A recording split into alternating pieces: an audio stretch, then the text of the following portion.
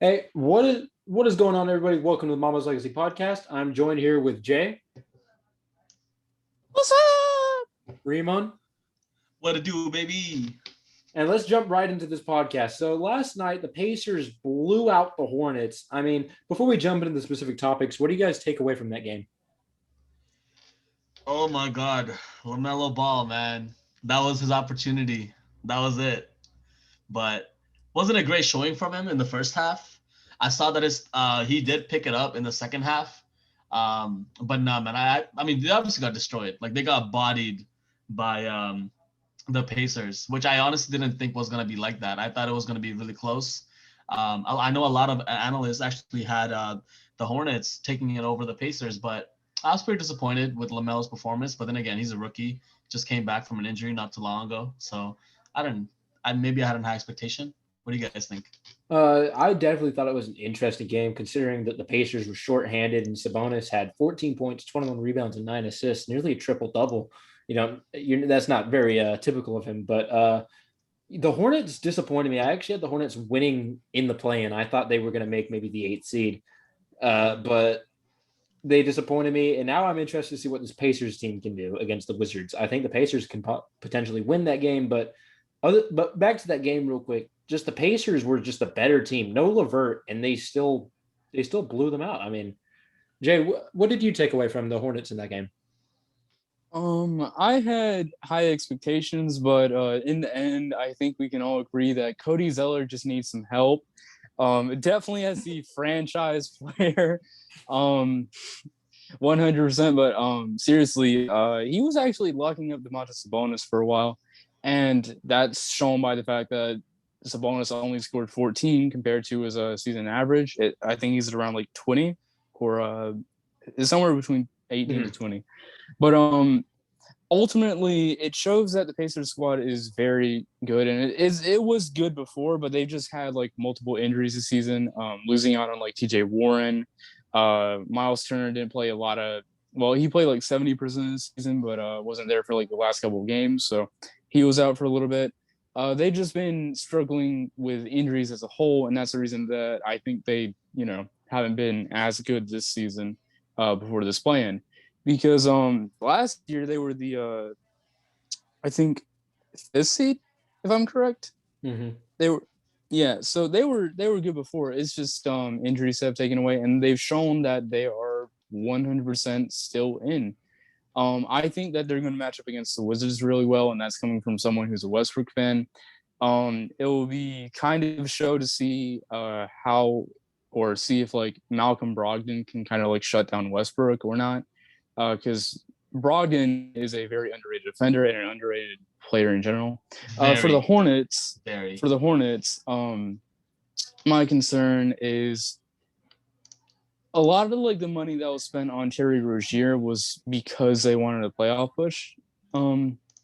And Rozier, he did not live up to at least my expectations of him, because when you think of Terry Rozier, you think of him hitting that game winner over Eric Bledsoe. You think of him being a force, a little inconsistent, but still a force of nature. But he didn't perform to at least my expectations. So that kind of led a little bit of a dry mouth for some of the viewers. It was a show of like rookies versus veterans. It's just a very young team versus a team that has playoff experience. That's just the thing about it. The Hornets haven't been in the playoffs or play in or a scenario like this in general for years. And well, they showed their youth. A lot of turnovers, a lot of bad shots, a lot of hero ball type plays. Just a bad performance, but hey, it's not like they aren't young. They can do it all over again for how many more years LeVar Ball wants LaMelo to stay there. Well, first things. Look, like, oh, my bad. No. Yeah, like I was gonna add to that. Like Rozier and Graham, they shot 1 for 16 from the three. Like that's like they're a young team. Even their coach, like he's young, and I know the whole organization is finally like taking strides forward. I know they'll figure it out. But as Jay was saying, yeah, man, the Pacers were fourth seed last year, right? And they had what? They the only turnover they really had was their coach. They got Nate from, they replaced Nate for another Nate, got him from the Raptors. And I thought when they picked up O'Shea Brissett from the Raptors, who the Raptors actually cut, and then he went off, bro. Like, this guy snapped for the Pacers yesterday, and don't forget Doug McDermott. Like, this guy lit their ass up in the first half. Like, I don't know if the Hornets were game planning for McDermott to go off and O'Shea to go off later on. And just to add a final thing regarding the Tyler Zeller. No, it's Cody Zeller. My bad. Wrong brother. The Tyler Zeller. I like that. Shout out to Tyler Zeller. But yeah, like Sabonis. What, Jay? You said he had like 2 points in the first half, right? He was very low in the first half. It was really low, yeah. But he had 12 rebounds, right? And like the effort was there. He was still looking for other things that he could do to, like, contribute. And that's where my disappointment with LaMelo comes in a little bit. Like, this guy has only 1 rebound in the whole game. Like, I thought that he would show more effort, like, towards that, because, like Westbrook, he's really good downhill. Like, if he grabs the board and pushes the ball in transition, that's a lot of easy offense, right? Which I was sad to see, sad to not see from them, sorry. But yeah, my bad. Yeah, Max, take it away. Wait, House of LaMelo is going to be upset. Yeah, they definitely will. But at the same time, well, I just want to add this. I wanted to add it before, but you started. But Domantas Sabonis is one of the most underappreciated stars in the league. He does not get attention because he's playing for Indiana, but in my opinion, he's one of the top. In my opinion, I'd say one of the top 10. He plays better at center. I'll just get that straight. They really need to get like Miles Turner off the team because they just don't work together. But in simple terms, what I was about to say is that Domantas Sabonis is one of the best power forward / centers in the league. He's so underrated and underappreciated. It's crazy. I thought he was gonna like at least get like a little bit more of like an all-star or all NBA, but I guess not. I mean, there's a lot of good players in the league, but he's crazily underrated. He's always been good ever since he like arrived at the Pacers, and that was like the main factor for why I think that the Hornets lost, because they just could not rebound over him. Well, the thing is with Domantas, there was a little bit of hype surrounding him at the beginning of the season, but he started the season off very slowly. The whole Pacers organization did, because of lineups changing, injuries, COVID, all that. But when he did play, he started off the season very slow, and coming towards playoff time, that's when he stepped up his game. But definitely, I'm disappointed in the Hornets right now. LaMelo Ball, I think he should have done more. I think the other guards could have stepped up. Nobody really stepped up for the Hornets that game, and that's why it went crumbling down. But I will say this. Now, Rozier did play bad in that game, but Rozier played very well this season. When LaMelo Ball was down with that injury, Rozier was there holding the ground down. Now, were they a dominant team? No, but they won games because of Rozier.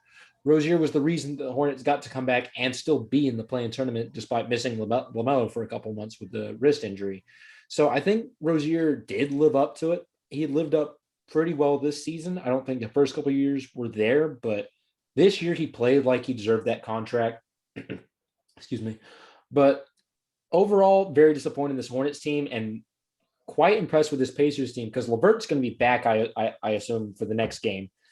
And I do think they will destroy the Wizards. And that'll lead us right into the Celtics Wizards game. First things first, we got to talk about Russell Westbrook. He wasn't even the best point guard from both teams. He wasn't, and he needed to be the best guy in that game in general for the Wizards to have a chance. Now, bad reffing, we'll throw it out there. Jason Tatum shoots 17 free throws, I believe. But still, Russell Westbrook, what was his shooting percentage last night? I didn't get that. Shot I believe terrible. He didn't make any 33. Threes. It was 33, yeah. And he was 0-for-4 for 3. He was forcing so many bad shots. Yeah, he was forcing a lot of bad shots, and he also he was not being Westbrook. He wasn't like driving. He wasn't like drawing. And when he did drive, he got like blocked by Tatum a few times, and he decided, okay, I'm gonna stop driving. I'm gonna try and be like more passive. And then he tried that, but it just didn't work out because, well, when you have like hound dogs like Robert Williams, the Time Lord, and when you have people like Marcus Smart and just very like smart defensive IQ players, and even then with like Kemba, even though he's not like a big factor with like perimeter defense, he drew charges very early on that made Westbrook stop being aggressive. And that was one of the main factors that kind of killed the team or killed the vibe of the team, because you need Westbrook to be a high energy player. And he just wasn't being high energy. He came in the game like very, you know, I don't know anywhere other to say that, but he was not loud. He wasn't yelling. He wasn't like screaming. I'm guessing it might be like the whole Scott Foster thing. But in general, just not a good series for him. And oh boy, did Westbrook fans feel the wrath of that on Twitter. Well, they do every time he has a bad game. Some of them are not necessary. But one last thing I want to add real quick. Kemba Walker was on Rei Hachimura. That was the matchup they did. They knew that Westbrook was going to try and win that game. They called him. And look what happened. The Wizards could not take advantage of Kemba Walker being on their power forward. Kemba. Can I add something? I want to just demonstrate this just so it can show how stupid some people are. Scott Brooks, I think he might be one of the like most. I don't want to say a bad word, so I'll just say stupid. He's one of the most. You sure about that? Coaches. Terry Stotts exists, bro. There's Terry Stott in the West. Okay, they're both pretty neck and neck. They're equally bad. I'll say that they're equally bad. But now, I get a question. So why would you start Alex Len and then make him only play 7 minutes throughout the entire game? You're gonna have a starting center who plays 7 minutes. Why start him? Why not put Daniel Gafford in, aka the person who, like, he's one of the like best centers on that team for Westbrook's type of game. Robin Lopez, you can't just add him. Like, he had quite a few blocks in that game, and he was doing some wannabe Kareem type stuff. He was doing like all types of really interesting post hooks and stuff. But like, then you go to the question of, if you watch the game, why is Bradley Beal defending Jason Tatum? Look, can someone explain that? None of the matchups made sense that game, in my opinion. Raymond, what did you think? Okay, like, I had the Wizards winning this game, to be honest, because I thought that Boston would feel the pressure with Jaylen Brown not playing. And my idea behind it was pretty much like, okay, JT's going to score for the Celtics, Beal's going to score for Washington, and it's just a matter of Westbrook showing up to dash out 10 to 15 assists.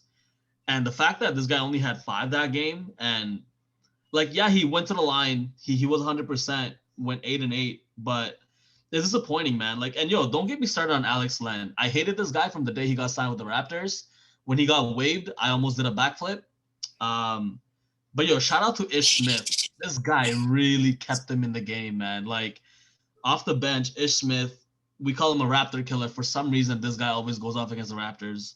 But no, I was disappointed with the showing that the Wizards had. I don't think their game plan made any sense whatsoever. But I hope that against the Pacers they make that adjustment. I don't know, man. I believe in Westbrook. That's one of my favorite players, not because of the stats, but just like how hungry he is and how he carries himself as a man. But I think the game between Pacers and Wizards is gonna be a close game, man. Like, I think it's gonna be a close game. I think it might go to the wire. Yeah. No, this game, I actually turned the game off halfway through. I'm like, I can't watch this anymore, especially after Beal got hurt. Yeah, I was just like, this game's chalked up. There's nothing to do with this game. But I won't lie, like, I was really surprised with how composed the Celtics looked in this game. Like, I know they relied on JT a lot to score. Like, this guy had to come out and drop 50 points, man. Mm-hmm. Like, if he didn't have all those free throws, I don't think the game, I think believe the game Kemba dropped 36 though. Kemba dropped 29. Oh, 29. Yeah, he dropped 29, but he had a good game. Like, it was a typical Kemba game where he's dropping 40%, but he's giving you a 30-point game. But I was very impressed by JT, especially the last couple of weeks. So we'll see how it happens. But they're not they're done playing now, right? They're now the 7th seed. Yes, the Celtics are the 7th So seed. they're going playing up against Brooklyn. The Nets. Oh boy. I hope they get swept, bro. I want Brad Stevens fired. I hate that guy. But that's like me being petty because I'm a Raptors fan, but Bro, I can't. When I was watching the game, I felt very bored. Because I don't know if anyone else felt it, but it felt like every single time the Celtics had an offensive possession, if it wasn't like a 3-point attempt, it was normally a foul. Like I felt like I don't want to act like I'm an old head. I'm not an old head at all. I'm not even like that old. But like it really felt like there were a lot like there were like a +10 on free throws for the Celtics, I believe, and most of the free throws for the Wizards came at like end of fourth quarter. +12. Yeah, the Celtics also I forgot what they said.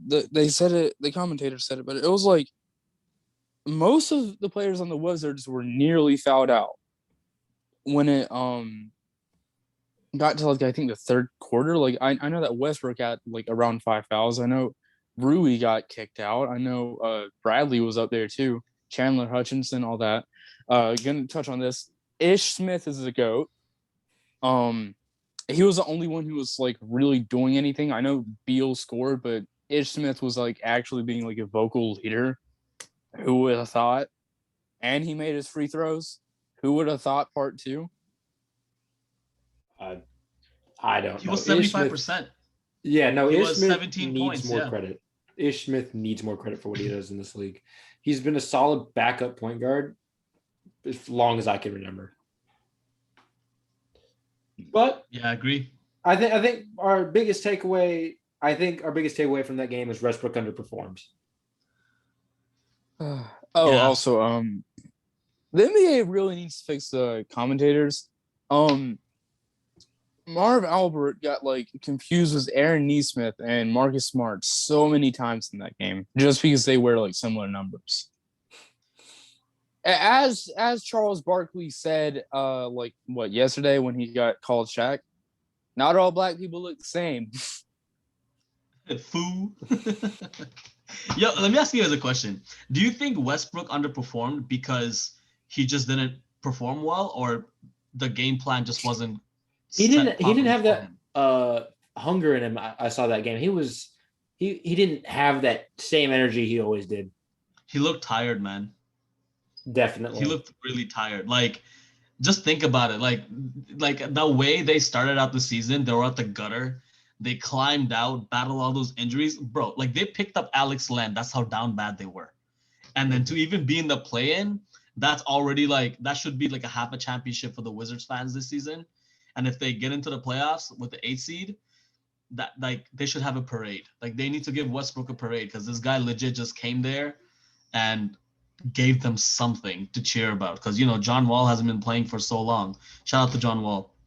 But I think Westbrook's more valuable to the team than Beal. I think so too. I think he brings a lot more. Beal's a scorer, and that's about it. Westbrook can do everything you want. Mm-hmm. And he has a coach that pretty much lets him do whatever he wants. I mean, that's when it was with Brooks that he had his MVP season, no? In OKC? No, I think that was Billy. You think? Oh, that was Donovan. Right. Yeah, that was Billy. Brooks was there when KD was there. No, yeah, Brooks was there when they went to the finals. Yeah, with Harden and everybody. Yeah, good times, man. Good times. Definitely, but let's jump right into it. So we're gonna skip on we'll make the Lakers the last topic because they're my favorite team. We all know that. I know you hate us. Raptors fans hate us, but no, I love the Lakers. What? I fucking love the Lakers, bro. Come on. Oh, okay. Well, then our last subject's gonna be really fun. You should have given us Kyle Lowry. But right now, the Memphis Grizzlies are beating the Spurs 56-49 at halftime. This game's pretty interesting. The Spurs don't look completely dead like I think they would, like what I thought they would have. They're kind of alive, but Jonas Valanciunas right now, 16 points, 15 rebounds in 19 minutes. He is carrying this team right now. I mean, John Morant has 11 in 20 minutes, so he's just playing ahead right now. Jonas Valanciunas is going off right now. I know Raptors fans love that man. Yeah, man, that's our guy. Speaking about people who were from the Raptors, I hate to say it.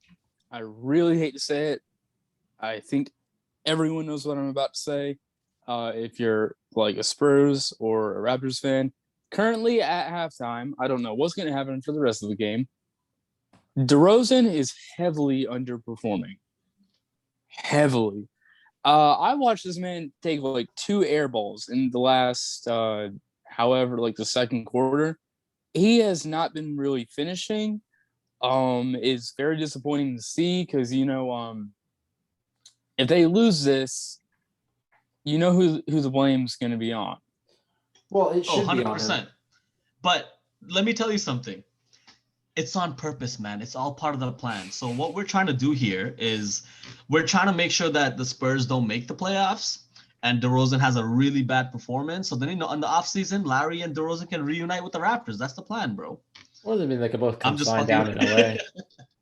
They could both come to the Lakers. I'd be fine with that. Or not. Yo, I would like that. Mean, that's actually what I want.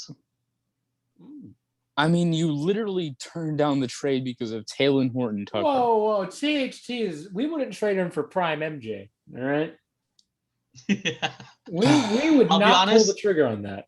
A lot of Raptors fans, I know they dog Lakers fans for like not pulling off the Kyle Lowry trade, but let me just I know we might go a little bit off topic, but I'll tell you where that salt comes from. I think because like Vince Carter left the Raptors on such a bad note, then Chris Bosh dipped, and then Kawhi won a ring with us and then dipped. There's just such a bad stigma on Raptors organization that like no one wants to stay there. And with Kyle Lowry being our longest player on the team now for 9 years and being the greatest Raptor of all time, we put so much pride on him that I think sometimes the younger Raptors fans who hasn't been watching for a long time, they get too much in their feelings. So when Lowry doesn't get talked about or his legacy doesn't get validated, they take it too personally. So when Lakers turned down the trade, like I understood why Lakers turned it down because I don't know if at that time they evaluated their team to a point where like, okay, are we really getting that much from Lowry while we're sacrificing the future of our team? Because THT, he can really develop into like a really strong ass player. Like this guy has a frame of a man and he's like not even 20 yet. No, THT, he is the future of the Lakers. He does get hated on a lot. He has a ton of bad games, but then he has a ton of great games. Yeah. I'm a big THT fan. Now, that Raptors deal, to be perfectly honest, I think we would have been giving up so much for Lowry. Dennis Schroeder, our starting point guard, who Lowry's better than, but then KCP and THT is a bit much for somebody on a 1 year. Yeah. Well, I mean, to be honest, KCP's not been that amazing. He was amazing at like the start of the season. And then ever since the trade deadline hit, he has been really bad. But even then, you take KCP out, THT and Schroeder's a bit much. Because Lowry's better than Schroeder, not by too much, and THT has a lot of upside. Yeah, I think what could have not by too much. What? Look, you're undervaluing Schroeder. I like Schroeder. I love Schroeder. I loved him on the Thunder. But look, okay, scoring wise, I can see. Defensively and playmaking wise, I don't know what the fuck you're talking about. THT's not a bad playmaker. Wait, I thought we were talking about Schroeder. Oh, okay. Schroeder. No, Lowry's definitely better than Schroeder. I don't think it's by like a steep margin, though. I don't think it's great because, I mean, Schroeder's younger. He's got more. We're so off topic, but Schroeder's, he's younger. He can move more. Lowry's, he's getting older, man. He's on a 1 year. I'm not sure the deal was worth it, but we're going to jump right back into topic. Right now, if the Spurs lose this game, what do you think the Spurs do? You think Popovich retires after this year? What do you think is going to happen with the Spurs organization? I think it's time for Pop to retire, man. Like, they have a really good core. Like, I'm looking at their roster right now from head to toe. Murray is nasty. Like Keldon is nasty, Lonnie Walker is nasty. Like even Devin Vassell, like he has shown like when he gets those limited minutes, like he can score. Like I think their team is good for the future. Even Jakob, like Porto, got a lot of love for that guy because him and Jonas was they were our center rotation back in the Raptors 2018. But I think Pop should retire, man. Like this guy's been through a lot. I'm talking about from a life perspective because he gave the organization what 22 plus 25 almost. Fucking legend, greatest coach ever, won a hell lot of championships. Like I think it's time to hang it up, man, and let someone else come in and take the organization in a I don't want to say new direction, but bring some new energy in because it doesn't seem like Pop is really enjoying it anymore. He's almost doing it because it's almost like distracting for him to just keep doing this and not take the time for himself to like grieve because that it's tough like when you lose your wife like that. I mean, I haven't lost anybody like that, but I can't even imagine what that must be like. So I hope he retires on a good note.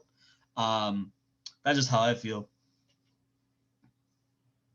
I think it is time for Pop to retire, man. He's had one hell of a career. He's been out of this world, man. It's going to be a shame to see Pop go, but I think it is his time. Mm-hmm. I just want to add on to this. 20 years or like 20 straight seasons for one singular franchise, one singular team to go to the playoffs every single year. That's not something that's like, normally when there's a championship team, it'll last for like a few years, like maybe 6. I think that's like the average amount for like a dynasty. The fact that Popovich not carried, obviously, but like he coached that team and he pushed them so hard to go to the playoffs every single year, and he found talent and he developed talent. Like Manu was a 2nd-round pick. Tony Parker wasn't like in the draft. They weren't end of the draft, yeah. Yeah, they weren't expecting him to be that great. Kawhi, he got traded for George Hill. Like there are not that many players that Popovich hasn't turned into amazing players. Kawhi was literally drafted because of defense, and right now he's one of the most phenomenal all-stars in the league, not only because of his defense, but because he has a killer mid-range game, and he's just, really good on offense now. The way that Popovich has coached the Spurs for so many years and has like ultimately driven them to success, it's amazing to see, but that's also still 20 years. And I think he has his legacy made. He doesn't have anything else to prove now. So I believe Spurs lose. They just DeMar probably is gone. Rudy's probably gone. I think most of the older players will probably, end out going away. But the Spurs have a great young core, and they have just such like amazing talent all around that it's not going to be that long until they're back in that playoff spot. But Popovich will probably be missed. But still, the Spurs are in a really great situation because the legacy that Popovich has made with the whole like coaching tree and like staff and all that. Like he has made such an impact on the Spurs that it's not going to matter just because he like quits coaching. He's still going to be a factor just because of what he did. So I think Popovich retires. I hope he does. I hope he, like everyone else just said, I hope he retires on a great note, and I hope that he finds success in whatever else he does in the future. Yeah, no, I definitely agree. I think passing the torch right now would be the best option for the Spurs right now with the young core they have set up. But we've run low on time, so we have to hurry up and get this last subject real quick. Let's just get our predictions in for tonight. The Warriors and Lakers are playing. I think this is a blowout win for my Lakers, but this is a little bit biased. I'll throw that out there. However, I mean, I do believe that there is a solid chance that we pull this off. I mean, everybody's back healthy, and we're on a 5-game win streak. I mean, what are your guys' initial thoughts on the game tonight, predictions? What do you think? I think it depends on Steph Curry's mood, man. Like, I personally think that I think the Lakers are gonna win because it's just I think LeBron would want to eliminate Phoenix first round. So then, they can have like who would they play after? I don't even know who they play after. I saw the graphically before, but I forgot. But I think LeBron knows that. I don't know if how you feel about this, Max, but you can chime in. I think Lakers and Phoenix first round would be probably the best matchup, considering that the only person that's really experienced on the Phoenix team is Crowder and Chris Paul. So like they have a kind of an advantage on them, and I think they can match up well because the Lakers bigs can really hold down Ayton down low. So I got Lakers winning this one against the Warriors, but man, Steph Curry has made me lose so much money this year. So I also don't want to bet against Steph Curry, but Never bet I'm gonna against just have Curry. to never bet against Curry, man. Love him, but also fuck him. But yeah, I got the Lakers, bro. I got the Lakers -8. I got the Lakers -8. All right, I mean that's fair. Now, before Jay, you pipe in, I do agree that the Suns would be quite an actual, not easy, but the easiest matchup we could get. We saw what Yes. happened to them earlier. We didn't even have LeBron. We beat them by I think 17. It was. Mm-hmm. I think the Suns, they don't have enough playoff experience to compete with LeBron. I mean, LeBron and Chris Paul, you can argue that every day, but Chris Paul, he hasn't been to the finals. Not even conference finals. Exactly. So he has playoff experience, but nothing. I don't think he can compete. I think Chris Paul went to the conference finals. Yeah, he did with the He Rockets. did? He did with the the Rockets. Oh, right. He Yeah, just got twice. injured He was during the just injured. season. There we That's go. all. Right. Yeah. Yeah. He went to he did go to the conference. We'll give him some credit, but I believe that the Suns, we could demolish them. I think it'd be a 5-game series. But you know what I do think it would be hilarious though? So when Lob City was in their prime, they were like the last team that really held Golden State before Golden State went on their run. I think it would be funny if Steph ends up, fucking having a crazy ass game today and then Golden State faced off against Phoenix. I think that would be a hilarious ass series. That I love when CP3 and Curry play each other. But Jay, real Yeah, quick, what bro. are your initial thoughts, reactions, predictions for the game tonight? For Warriors and Lakers, I have one idea and one idea only, and I want to see Curry get 70 points, but I also Lakers in 20. What? 20 points? Yep. This guy's going balls to the wall, bro. That's yo. Yo, I'm going know balls what? to the wall too. I think we can at least win by 15. Dude, okay. Let me explain my reasoning. Their best center depth is Kevon Looney. Andrew Wiggins is not touching LeBron unless LeBron just decides to have a bad game. Draymond might shut down Davis because sometimes I'm saying because Davis sometimes plays like he's 6'2". Overall, nobody's guarding Curry, so he's probably gonna do some Wilt Chamberlain type shit. But overall, I'm very confident in the Lakers. I know Max is smiling listening to me say that, but I have screw it. Lakers by 20,000. Why not? No. You know what? You know what? I'm about to double down on this take. You know who's gonna tear up tonight? Andre Drummond.